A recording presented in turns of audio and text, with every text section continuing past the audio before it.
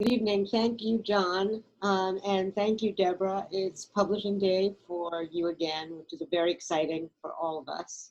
I met Deborah at where I was revisiting my younger self. We had all gone to the Iowa Writers Workshop at different ages, and there was a farewell weekend for Connie Brothers, the administrator.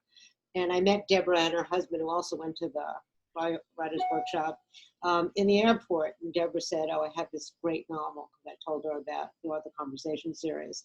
And it's kind of apropos because it was very strange for me to be back in Iowa. I don't know if Deborah had been back since she'd been there, but it was revisiting my younger self, a very traumatic self. I don't think anybody's ever gone to the Iowa Writers Workshop and not have a traumatic time. And I couldn't remember any of the places. You know, everything seemed incredibly new. So I think that it's a good way to introduce this novel, which basically, if we're going to describe it, is the story of a 46-year-old woman. She's an accomplished artist. She went to RISD. Her husband went to RISD. They had children, and they're living now sort of the conventional life, a family life. They're working kind of in their field, but she's not painting anymore. Her husband's not sculpting. And she's walking down and she suddenly sees this vision of her younger self dressed exactly as she had dressed in her younger days in New York. And the book is about investigating that phantom image. Who is she? What is she? And it's a question of basically rediscovering yourself by imagining your younger self, I think. That's a good way to put it. It's a really great, gripping read and a good read for this pandemic. So I want to introduce Deborah, and she'll talk a little bit about how she came to write this book and what was the genesis of it and how did you get the idea for it? Okay, well, first of all, thank you so much, Cheryl, for being my conversation partner tonight. Thanks, John and McNally Jackson. It's a huge honor, and I urge everybody to check out all the McNally Jackson stores in New York as they reopen and as you get back to the city, or if you're already there. So it's just a thrill. And then thank you, everybody who's here. It's a talk about out-of-body experiences, which is sort of what this novel is about. This is an out-of-body experience to think about being here in my living room where we were just eating dinner a little while ago, and now I'm sharing this all with you. So it's very exciting to be here, and thank you for coming, and thank you for having me. So how did You Again come about? I thought what I want to do tonight is we're going to start off with a good old-fashioned slideshow. I know that we've all been a bit zoomed out, and I know if you're a reader, writer, you've probably been to a bunch of these already. So I wanted to try something a little different and really add a visual element and show some pictures that go along with the story, and so it's a little bit of an experiment. But we're gonna try this. So I'm gonna share screen now, and we're gonna go to this, and we're gonna go to present. Okay, I think it's there. So talking about the genesis of You Again. All right, this is West 12th Street in Greenwich Village. That is the building that I lived in when I was about 22 years old. And one day, many years later, I was living out in Brooklyn with my young son and my husband, and I happened to be in this neighborhood. I rarely made it down to this part of town anymore, and I found myself on this block. And I found myself pushing the stroller past this building, and it was so unchanged. I mean, I took this off Google. It still looks exactly like that. The street is still cobblestones. And so I stood in front of this building with the stroller, and I thought that young woman could easily walk out of that door, and not a thing had changed. And it was such a strange thought. I thought, what if she did? And what if she saw me here with the stroller, and what would she say? And what would I say to her? but I think the question that really hit me was, what would she say? Because I had, when I was living in this apartment was when I started really getting serious about wanting to write fiction. When I was pushing the stroller, I was moving away from fiction. It had been quite a while since I had been able to really write seriously, and I didn't feel great about that. So that question haunted me. There were a lot of other questions that were raised by imagining that encounter, and I really just wanted to answer them, and that's how I sat down to write the first few pages of the story, and just to really see what would she say to me. I wanted to find out. So now I'm going to read some very brief passages, and I'm going to give you a little visual for each. This novel really is, I'm calling it like a love-hate letter to New York. New York is a very big part of it, and we'll see, we'll revisit some of those settings for the book. And it was, it's sort of a motif that I'm playing through. So the very first scene is what I will read now. And as I said, these are brief sections, and I'll try to set them up for you a little bit. But this is the first page of the novel, so it doesn't need any real setup. This is a building down in Tribeca, and it's still there, and I won't say more. One thing I will say is that we're listening to the journal of my main character, Abigail Willard. She's 46 years old. She works at a pharmaceutical company as a designer. She has her 2 teenage children, Pete and Benjamin, and her husband, Dennis, waiting at home. Abby, January 7th, 2015. I saw myself last night. I drove right by myself in a taxi through a winter rain, coming home very late from work on a shadowed block southwest of the Holland Tunnel.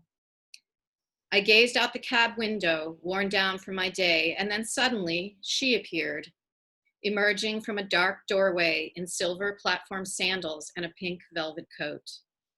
Me, the way I used to be. I yelped at the cab driver, "Stop, please stop." He stopped, and I scrambled to pay him, snagging my tote loaded with unfinished paperwork from the office that I'd packed to not finish at home. And my purse, holding cell phone and hair product, and in its deepest corners, a putty of crushed energy bar and compromised ibuprofen gel caps. I gathered up my bags, and I leaped. It was raining. A very suspect sea stretched out between the cab and the curb, so I leaped. The girl, this glimpse of myself, stood back there at the corner, slipping a coin into a payphone. The mere fact of that payphone, extraordinary. Then I noticed the man. He must have come out of the doorway too. Still holding the receiver in one hand, she, the girl, me, turned toward this young man, this tall boy, dark animated hair. He crossed to her, walking with shoulders hunched, face hidden under an umbrella, and leaned over her to allow her its benefits. I gulped air, gawking. My hands felt numb. They stood under the umbrella very close together, talking. I glanced at the dented, graffitied doorway, and sure, yes, that had been a nightclub, and I had done my time in its pounding, dusky rooms. But hadn't that place closed in the last millennium? Now he turned and saw the cab, my cab, just pulling away from the curb, and this guy, this kid, starts to run after it down the block and gives one of those piercing fingers and mouth whistles, a practical skill I have always appreciated. And as he runs, his umbrella, I can see it's the $5 street corner type, flips inside out in a gust and shimmers under the streetlight like a wet black lily bloom. And I look at her, and she's looking at him, and I know that look. Or should I say, I remember that look. Okay, so where is that in Tribeca exactly? Well, it's on Hudson Street, and so let's see. There we go. So this is what that previous photo is what it looks like now. Yeah. This is what it looked like maybe 10 years ago. What it was a nightclub called Area. Yeah. And so that's what it looked like in its heyday. Outside of Area, the nightclub, people, and young Abigail, and she is called throughout the novel A because she is a mysterious figure and ambiguous. So we don't call her Abby, we call her A. A goes to this nightclub. She stands out behind those velvet ropes. She says she and her young women friends are invariably let in because they're young single women, and that's kind of how it worked. Celebrities went to this. JFK Jr. He was JFK Jr. lived in the neighborhood. He frequented that club.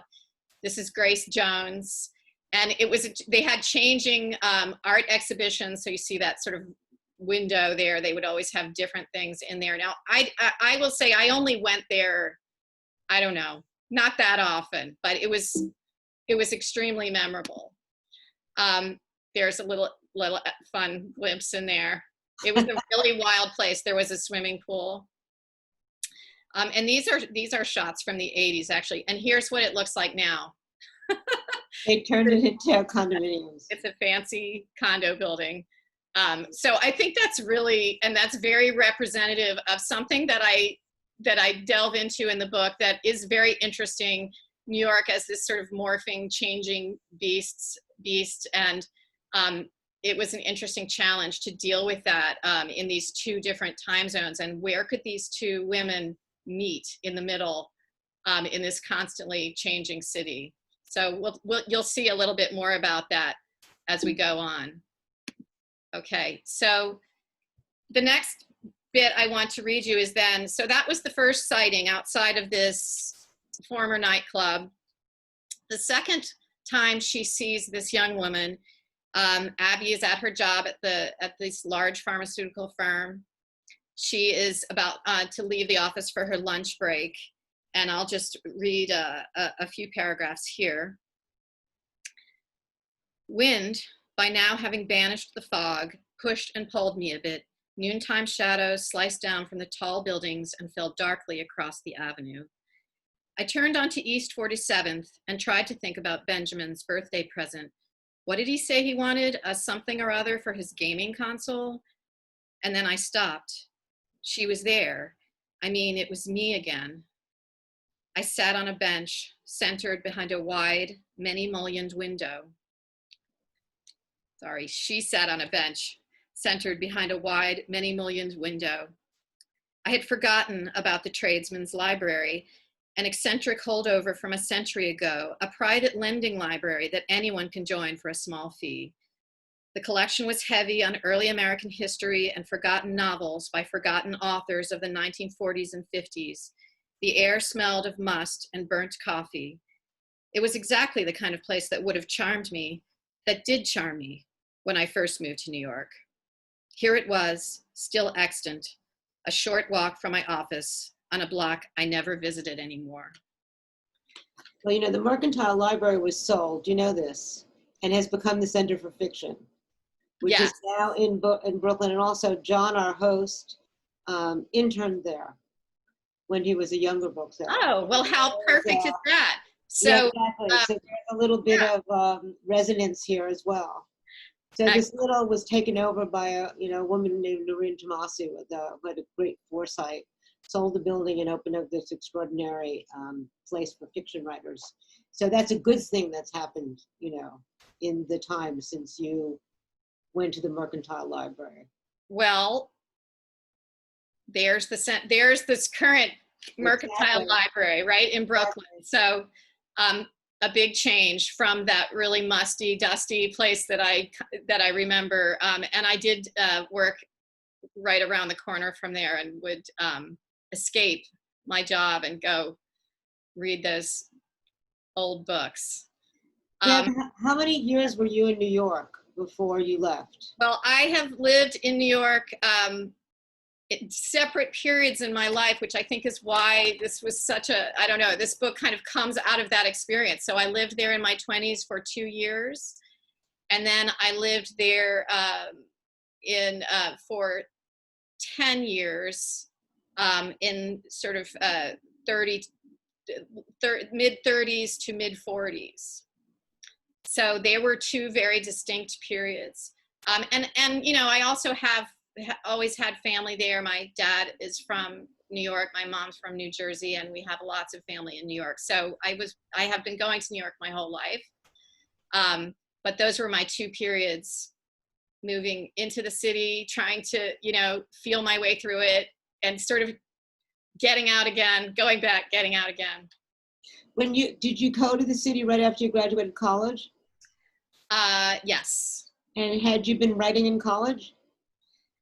Yes, I really, but I only just a little bit, actually. I really did not think seriously about writing fiction until I was living in New York in that walk-up building that we saw. That's when I took my first job, and it was as an entry-level magazine editorial job. And I quickly saw that the writers who were sending in the copy from all over the world were having fun, and I was sitting in a cubicle. And so I thought, well, I know I can. I've done well in school at writing, and I have always dreamed of it. It just did not seem like a reachable dream. But let me give it a go. So I signed up for a night class at Columbia. And that was really my first serious attempt. And I loved it so much that I decided to, I'd heard about this thing called the Iowa Writers Workshop, and I decided to apply, and I got in. So that's when I left New York. And you met your husband, who was also. Yes, but that's like the ending of the story. So I'll definitely touch on that a little bit. But yeah. That was a good move in the end. Although it was kind of traumatic too, Cheryl, like you. Yeah, it was a Darwinian experience. I got fired from my first job, which is a long story, in New York. So here we are at the Corner Bistro. Yes. So as I mentioned, one of the challenges was thinking about, where did I used to go in my 20s? Where would young A be going, and where could Abigail then be going as well? And, you know, what places still existed? So this was actually right down the block from the apartment building. It's a very beloved bar, burger place. And so this is a setting for a point in the novel, a little bit later, where young A and Abby are starting to talk a little bit. They are, you know, these sightings or encounters keep happening. So they're getting a little familiar with each other at this point. And we start with Abby back at her office again, though. Staring out the window during one of those meetings to which I've pledged my full attention, I longed to see her again, glimpse her, if just for a final time. Certainly this odd happenstance would end soon. It wasn't going to last. How could it? And I recalled one of her most frequent haunts. And on this particular Thursday evening, she is there, haunting it. The Corner Bistro, a place for generations of young strivers, offering cheap burgers and beers and a crushed, cozy proximity with one's tribe. Sitting on a stool wedged between the battered wood bar and the front window, the day's last light outlines her profile in gold. The Stones are playing. I am just living to be lying by your side. She is sketching in a notebook. I take a stool next to her. She glances up at me, then turns to the paper again. She is drawing a hand, a male hand. When I see it, I feel my own hands turn to ice. I know that hand, I say. She shrugs. Could be anyone's. No, that is someone's, I say. Okay, They're so. really good burgers at Corner Bistro. Yes. I agree. And there's just not a great shot, but the interior there with the stools and the window that where I imagined them sitting and having this encounter. And I do recommend those burgers. They used to be like $2.75. Right. They're not anymore. Okay, here's another bar, and this is a kind of key location in the story. It's in the East Village. Several scenes in the book occur in this bar. It was a favorite of mine back in the day. It's still there. And so I'm just this is from the beginning of chapter 6, so kind of right in the middle of the book. And again, we're in Abby's voice. Abby, June 2nd, 2015. Everyone knows the bar. It turns the corner of East 7th and Avenue B. This bar has been turning this corner since sometime before 1900. Tudor-esque arched doors and crusty, many-paneled windows that, when you're inside them, make it feel like it's always raining outside. The grimy air enfolds you. The music is always whatever is most downbeat that year. The walls are shingled with yellowed flyers from bands and clubs of years gone by, layered and rough as scales.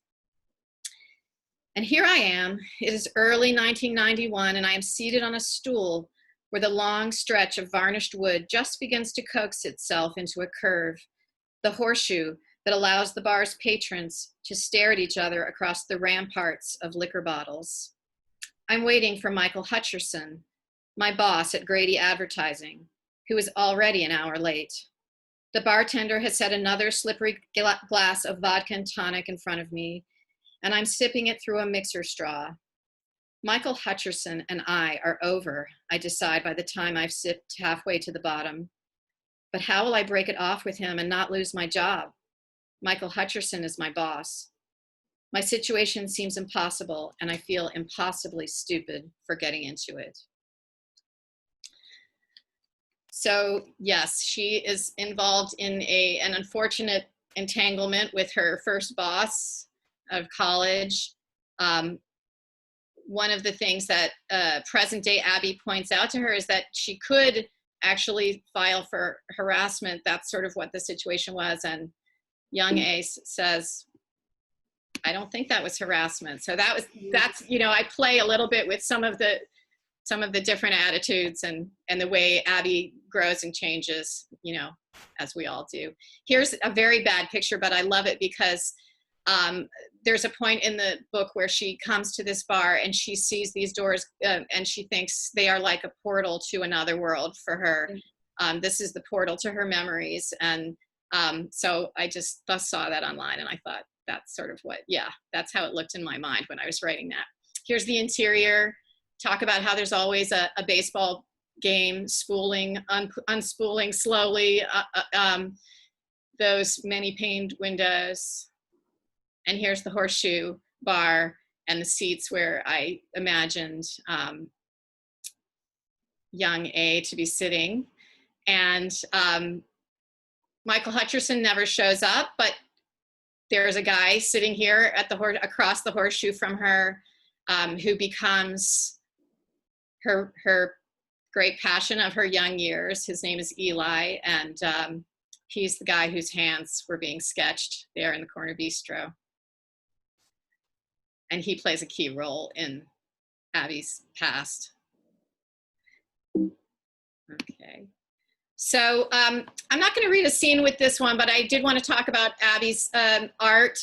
So this is her calling, her early dream. A is, you know, quits her job, wants to become a serious artist, applies to RISD. And then these encounters bring Abby back to her work in a very important way, and inspire her to start art classes again. And you know, it's a very large and key theme in the book. I really wanted to have them encounter each other in an art supply store because I love art supply stores, for one. So this was the one that first came to my mind. This is where I would have gone. I wasn't really an artist, but I would go to Pearl Paint because it was a super cool store. I also bought a lot of clothes at Canal Jeans. These were on Canal Street. So the first draft of the book, they had an encounter at Pearl Paint, present day Abby and A, but then I learned that Pearl Paint was no longer there. I hadn't seen it in a while, and in fact, yeah, it was gone. So I had to talk and rethink and do a little research, talk to some of my artist friends, and I switched it to New York Central Art Supply, which is in the East Village on 3rd Avenue. has been there for about 100 years. So it's another great old store and fit my purposes, that it existed in 91 and it existed in 2015. But I was lucky because it actually closed in 2016. And now there are no old art supplies in New York anymore. So I wouldn't have been able to write that scene because there wouldn't have been a store that was there in both of my time periods. And we'll see if those bars will still exist after the pandemic as well. That's right. It'll be really interesting what survives this crisis. So a couple of other locales that are in the book. This was easier. So there were some classic places that even in the pandemic will still be there. There's a scene where Abby says she has every year visited the tulips in the spring, and this is the Channel Gardens in Rockefeller Center. There's a scene on the walkway in the Brooklyn Bridge, and a lot of back and forth between Brooklyn and Manhattan in this book. And then there's a key scene on the steps of the New York Public Library that is going to be the last bit that I read here. And obviously that's still there, thank goodness, and hope it'll always be there. So we begin at Abby's and Dennis's home out in Brooklyn. In the morning, Dennis and I dressed, tugging our clothes from the grip of the ornery little closet, as if all were normal, just another work day. Normal, to see yourself as you were then, to talk to yourself even. Normal, to be teetering with every step you take on your path to the office, to the supermarket and the bank and the school, skirting the abyss between true and false, past and present, dream and reality. Normal, to be passing Bryant Park, rushing through gathering dusk on your evening commute and seeing yourself there on the steps, sitting, smoking a cigarette, right under the lion, in your pencil skirt and a pair of puffy white sneakers. And then you remember this moment, this day. Yes, you see the file box next to her, overstuffed with ragged houseplants and a mess of papers. She has just quit her job at Grady Advertising. She has decided that office life is not for her sitting in a cubicle all day. She is free. She has quit the job to pursue her desire to be a serious painter. This is what she tells herself. But you also recall, she'd just met Eli, the first flash of intensity, so fresh, so powerful, it was hard to get out of his bed. She applies lip gloss, tosses it back into her bag, and straightens up. The lion above watches you with stony skepticism. I need to talk to you. You realize you haven't said this out loud, so you rush up to her, say it again. I need to talk to you. She pins you with her gaze now. You again, she says. Thank you, Deborah. So let's talk a little bit about the narrator. Okay.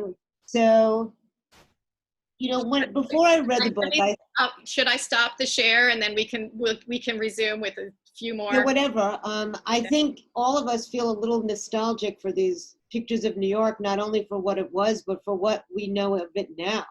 I mean, I just went back to New York and it's not the New York that we know, you know, so there's all this, will it ever come back to what it was? So, you know, not only finding our lost selves, but really trying to discover the New York that we all know and love. Will it come back? Will it be anything like what it was, what we knew? Your book, before I read it, I thought, okay, this is an interesting pursuit, you know, of an older self finding her young self, trying to talk to it, trying to tell her the things that she has learned in all those years since she was a young woman trying to start her life as an adult in New York. But there's a lot of dimensions to the book. The first of all is there's, especially in the beginning, the way the book is structured, which is I'd like to talk to you about, there's little plays of sort of emails between doctors, physicists, and policemen. So suddenly you see, and there are other things going on. There's things going on in the present life of Abigail, and there are things that have happened in the past, which are kind of almost recovered memories. And one of the things that you discover is that is the narrator Abigail, who's basically the only one telling us the story, except for the doctors and the policemen, is she a reliable narrator? And you don't really realize that until much later, because there's so much else going on, you know, and that's one of the things that's captivating about the book.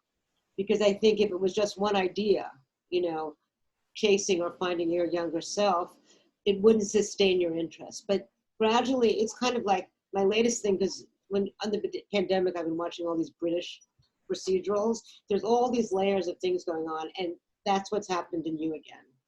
And I wanted to ask you, did you want the narrator to be a little bit questionable? Well, I think, you know, we question her sanity from the first page, because what's happening is impossible. You don't see your younger self, right? This is not normal. And Abigail herself is constantly questioning her sanity. She understands that something completely bizarre is going on. And it gets stranger and stranger. So we have these investigative voices who are looking at Abigail's case from the perspective of a year later. So they're all talking amongst themselves in 2016, and they come in and out of the story. And they're, yeah, so I think the reader is sensing that, you know, Abby is not totally in her right mind. But I think we have to kind of, well, we are questioning from that very first sighting. That's an impossibility. But what I tried to do was make it feel like grounded in the reality of this city, of this woman's really pretty normal working life as a mother, a wife, and all of that is real and normal. So there's just this one thing that keeps happening to her that is completely not normal. But it also, there are these events that trigger this, you know, recall of the past. She decides she's gonna take a watercolor class. She was a star at RISD. She hasn't painted. Her paintings are in the basement. Her husband, I can't remember what her husband does in the book, but he also is not working. He was a big, you know, he was working, and then he loses his job, and he was a sculptor. And so she's kind of tipping her toes back into the past. Mm-hmm. Someone she went to school with in RISD is now a big famous artist who becomes a very important part of her and her husband's life.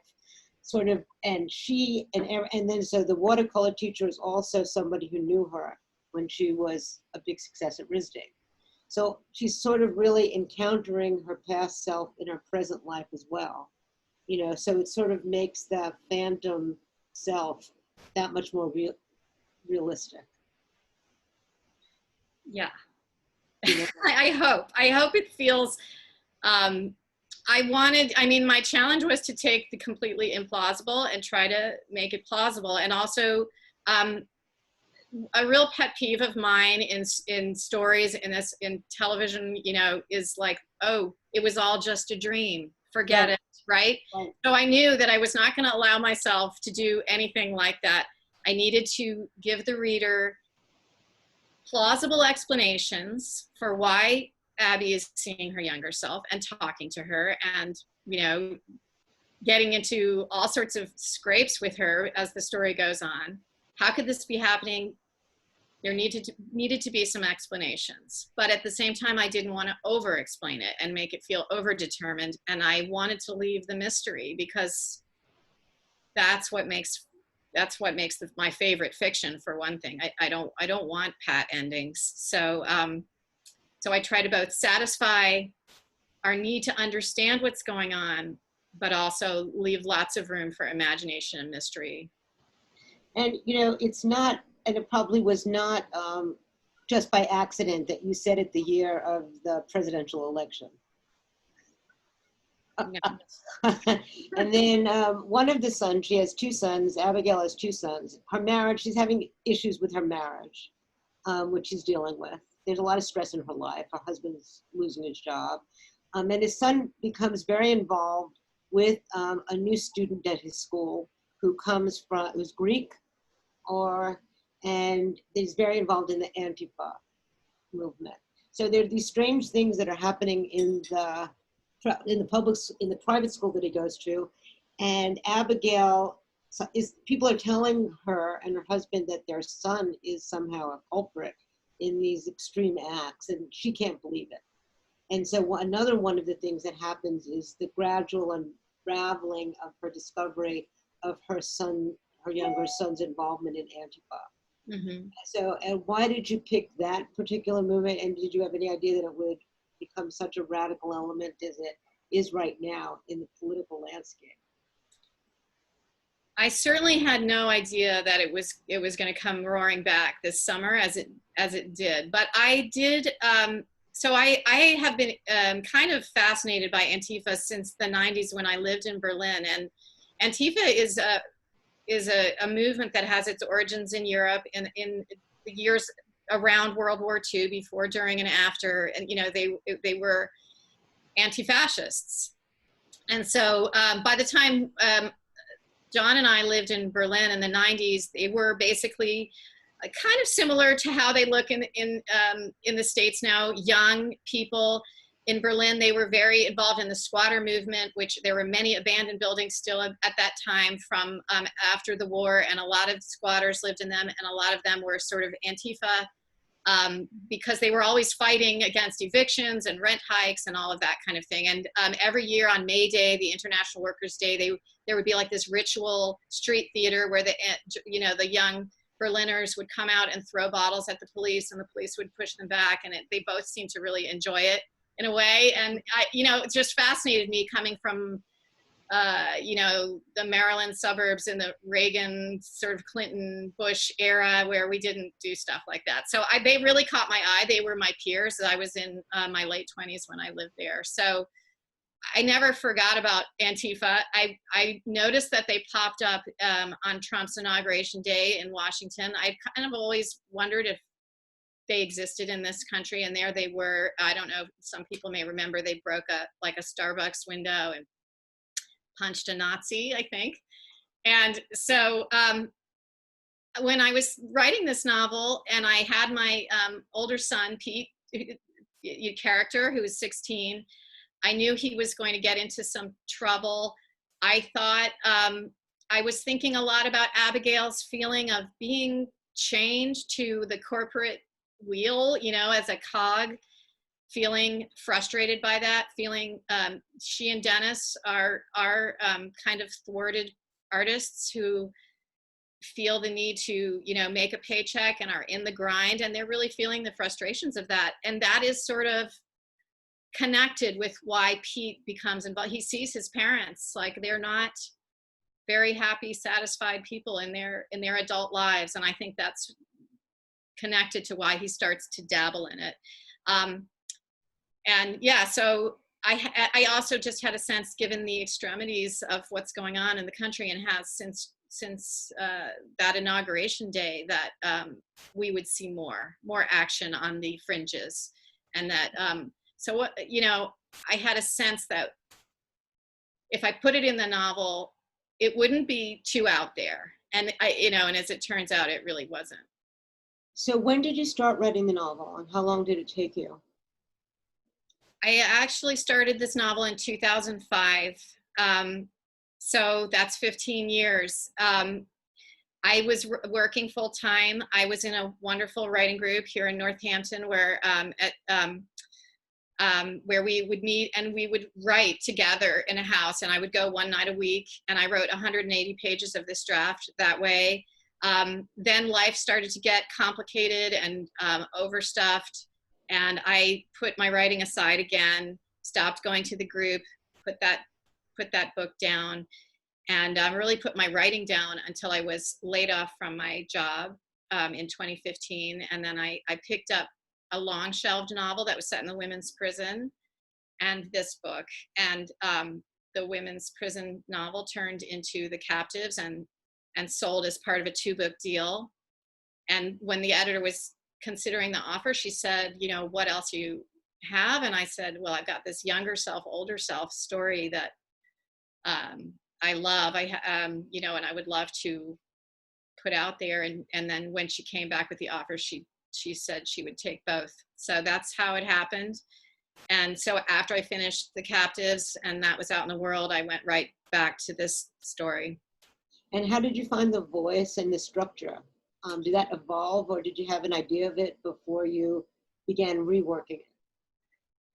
That just came out. I mean, honestly, the first sentences that I read, that first scene on the night street in front of the old nightclub, that came out the first night of that writing group, pretty much as it is there. And that was the voice. It was in Abby's first person, this sort of journal voice. And I do some things which, you know, which were in some of the pieces I read, where whenever A and Abby meet, we shift to present tense.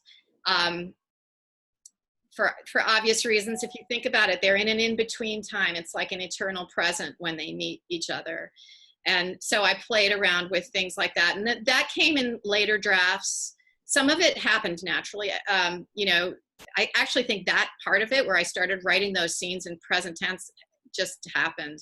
But then I sort of refined things, and it took, you know, some really good revising. This book is complicated, so it took a lot. Complicated. And you did really resolve it without saying it's a big dream. And so I think that showed a lot of depth and a lot of craft and a lot of skill. Thank you. Did you refer to any of your own journals from the time? I mean, did you look back at your writing from when you were in your 20s and say, oh my God, who was this person? You know, I was not a great journal keeper when I was younger. I do have journals from throughout my life. They're very sporadic. I actually, now I'm much better. I'm much more steady now, but back then I have some, and I did look back at them. I have some letters that I looked at, but really I mean, I think I draw all of my work out of memory. And the fact that I don't have the greatest memory is actually great for a fiction writer. It's sort of a haze that I work my way through. And I actually try to capture that a little bit, because Abby's memory of her time as or, you know, at that age, are very hazy. Mm-hmm. And that leaves a lot of room to fill in. And so that's kind of how it feels to me looking back on those years too. And you know how memory works. Some things are crystal clear, and then a lot is just gone. And then there's a bunch of stuff that's sort of murky, you know, and that's, to me, is really fruitful for fiction writing. And so I tend to draw in different periods of my life. So this one really came out of those 2 years when I lived in New York right after college, between college and graduate school. And then others, you know, came from other points in my life. There was, it feels very real, you know, I mean, that's kind of a very generic thing to say, but the issues that Abigail is confronting, trying to raise a family in New York, trying to sort of rekindle artistic, you know, desires, mm-hmm. Trying to rekindle desires in marriage, rekindle love, deal with, you know, wayward adolescent boys, you know, not having a lot of money, and then encountering people with tremendous amount of money and tremendous success. I mean, they're all issues that you've raised in the book, and they're really real. And I think that the compounding of all those issues also make her mental state more believable. Because I think, you know, living in an urban environment, living between worlds, that's the name of my conversation series, creates a lot of stress. You know, and the stress makes you fantasize, make you retreat, create, you know, phantoms. I mean, I think all of us have seen our doppelgangers, you know, in the street, but have we ever imagined that they were ourselves? What would you say to ourselves? What would you say to your younger self if you encountered her? You know, you posted this beautiful picture of yourself writing in a cafe. Yeah, well, okay, I have a picture of her, so I'm gonna show it, because it's here. Let's see, and maybe something will come to me, because this is a question I keep getting asked, and I feel that I don't have a really good answer. All right, there she is. That's at Macy's. Deborah Lewis Legg took this picture, appropriately, actually. And what would I say to her? She looks like she's having fun. I mean, did you have fun? You know, that was a fun time, sort of. There were fun things about it and there were hard things about it. I mean, I actually think being in your 20s is very difficult. There's too many pathways open to you. So I think I would say to her, you know, don't worry so much. Everything's going to be fine. And, you know, claim your space and your voice. I think that has taken me many, many years to do. And that was a real issue for me back then. But anyway, I do like that photo. And then here I threw this one in because what that young girl did was apply to Iowa, and this was my first class workshop at Iowa. And down there, it's a little blocked on my screen, but maybe you can see. That's there's me up in the back row. Over in the right corner is my husband to be. So we were in that was the turn, you know, the next phase of my life beginning there that I couldn't foresee. And down at the bottom of the photo with the glasses is Madison Smart Bell. He was the workshop leader. A wonderful writer who was also a kind of a young wild man in New York City in the 80s and wrote some great books about that. And there's other well-known authors in this photo who I shall remain nameless, but it was a great group, and that was a big turning point. And did you stay friendly with it? I mean, you obviously stayed with your husband. Yes, and I've stayed in touch with lots of those people, not all, but a bunch. Some are still very close friends, and one, James Hines, is a great early reader of mine, and really helped me, support me in my long publishing journey. So he was in the back row there. This is just me in front of that building. So I put that one in there because there I am. And then I wanted to let you address your younger self. So I asked you for a photo, and here it is. Well, that's not a complete, I sent you two pictures. One was of me at my brother's wedding, but this is me with my dog going across the country when I came back to New York. After living in New Zealand for 10 years, thinking we were moving to New Zealand forever. And we couldn't have, you know, it was too expensive to take our dog on a flight from Auckland to New Jersey. So we went from Auckland to LA, rented a car and drove across country. And it was 2015. Important year for your novel. Yes. Year for my novel, that's appropriate, yes. And my friend's daughter was running the Hillary campaign in Iowa. So there we have a little bit of, you know, serendipity. And this is in front of the Clinton Presidential Library, which actually has a little place devoted to Monica Lewinsky, in case anybody is curious. So me and my girl dog sat there, and it said Women for Hillary. And I guess that's a poignant moment because I was coming back to New York, you know, and you'd always wonder, can you come back? Like when you leave New York, can you ever come back? What will people think? Have I fulfilled my dreams?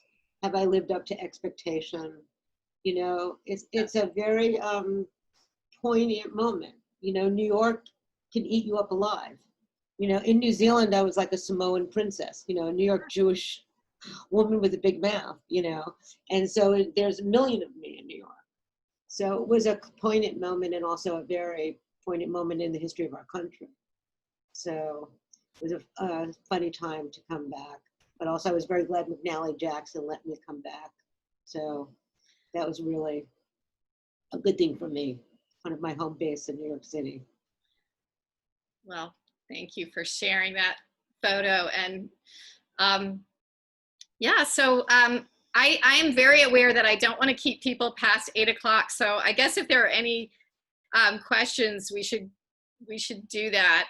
Yeah, I've got a couple from the chat. Okay. Thank you. Brought you into the conversation, John.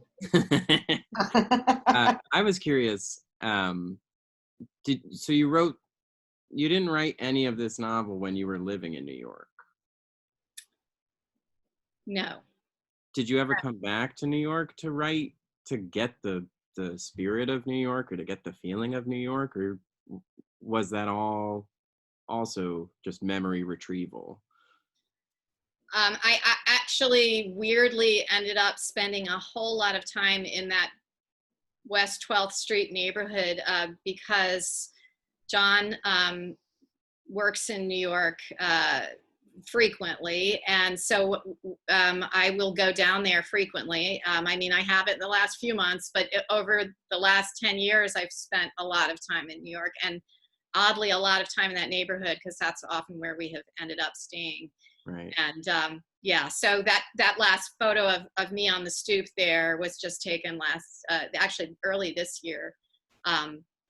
In that neighborhood where I have found myself many times, and that was helpful, really helpful. It's all pretty fresh.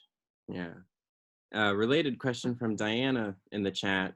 I know Debra from those wonderful 2 years in New York City in our early 20s, in the 80s. Did she have to do a lot of research to move all those 20s activities to 1991? Yes. So, Diana, I'm glad you brought that up. And yes, you were there. You saw it all.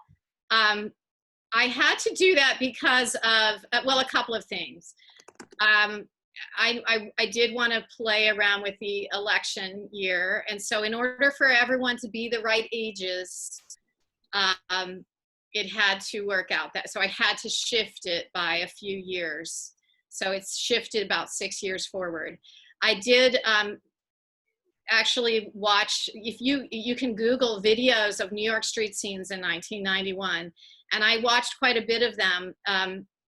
And I thought it's really pretty much the same. It had, at that point, the city was still rough around the edges in the same way it was in the 80s, the late 80s when we were there. Is that right? No, wait. Yeah. So that would have been 85 to 87. Yes. So New York was rough. 91, it hadn't changed that much. The real change came later. So, you know, it was that wasn't too tricky, but I did have to check my facts, you know. Question from Barbara. This storyline sounds like a difficult process of looking backwards. Did you need extra therapy to work your way through this? Lose sleep, address disappointments, et cetera, et cetera. Was it 15 years? It's a long time, but what did you enjoy about the writing process of revisiting this time in your life? Well, I mean, as I said, it was a fun and a really interesting, a very colorful and vibrant time in New York. And I had a lot of fun thinking about how different things were. For example, how did you find an apartment as a college student landing in New York in those days? And the answer was you looked in the classified ads of the Village Voice, and there was this whole process, which I described, going through, and Abby remembering about getting those first copies of the Voice, so you could be the first person to look at the ad and the first person to call on the phone and try to get the apartment. So that was a lot of fun to work on. Was it hard to be so introspective and think about, I mean, I was already thinking about this, stuff. In fact, it was incredibly therapeutic for me to write it too.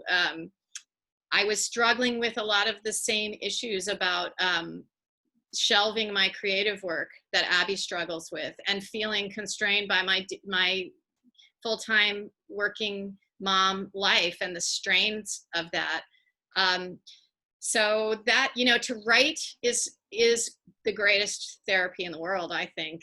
But of course, the trick is you don't want to subject your readers to your own therapy. So then you have to craft a really interesting, compelling, fast-moving, in my case, I like it to move fast, story with plenty happening. So, I bury my own stuff in there, and hopefully that gives it power and truth. But then I layer over it what I hope is like a really entertaining and interesting read.